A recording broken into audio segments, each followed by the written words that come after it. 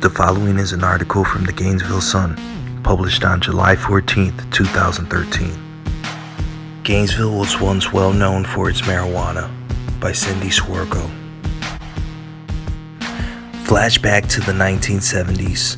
Gainesville Green was the primo high, putting the cheap Mexican and Jamaican weed to shame. Pot wasn't just for long-haired hippies. Farmers grew it to make some extra cash.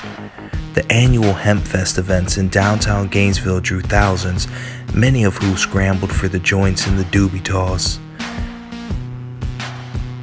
Subterranean Circus off West University Avenue was the top head shop, and a compound of houses off Southwest 4th Street was called Fort Ganja. Given Gainesville's history with marijuana, it should be no surprise that the novel proposal to dock funding from the sheriff's office for each arrest of small amount of pot should sprout here. In that period of time, it evolved fairly quickly from possession of any amount being looked upon harshly by law enforcement to a level of tolerance, sort of looking the other way, and marijuana being fairly openly used, said attorney and former circuit judge Larry Turner. In those days, it had an innocence to it. Most of it was brought in by hippies or grown by hippies. After a while, local farmers started growing it too, as a money crop. Alachua County Commissioner Robert Hutchison has been talking to Sheriff Sadie Darnell, State Attorney Bill Caveron, Public Defender Stacey Scott, and others about ways to reduce the number of people charged with possession of small amounts of marijuana. Hutchison instead believes the focus should be on drug treatment, as an incentive to get deputies essentially to turn a blind eye. Hutchison has proposed reducing the sheriff's budget by a set amount for each arrest made. Darnell is opposed to that, and no other commissioners jumped on board, but the various players said they are open to discussions on how to deal with marijuana as long as it remains illegal.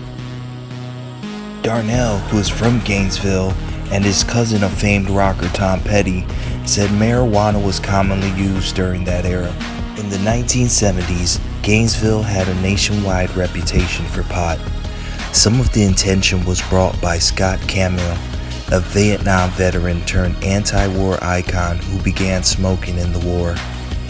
In Gainesville, attending the University of Florida, Camille and other Vietnam veterans against the war who came in to be known as the Gainesville 8 were involved in several cases, including a federal charge for conspiracy to disrupt the 1972 Republican National Convention in Miami Beach.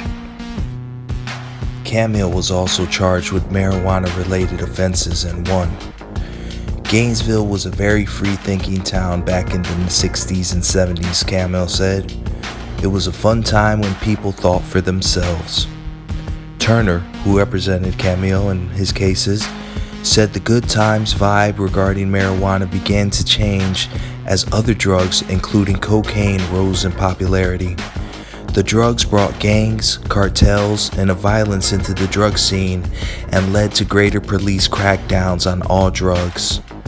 The so-called hippies got out of the business and the gangs took over, Turner said. They came in looking to make money and do whatever was necessary to get the business. If you have a Florida cannabis story that you would like us to cover, please submit your idea by emailing us at info@greenwise.tv.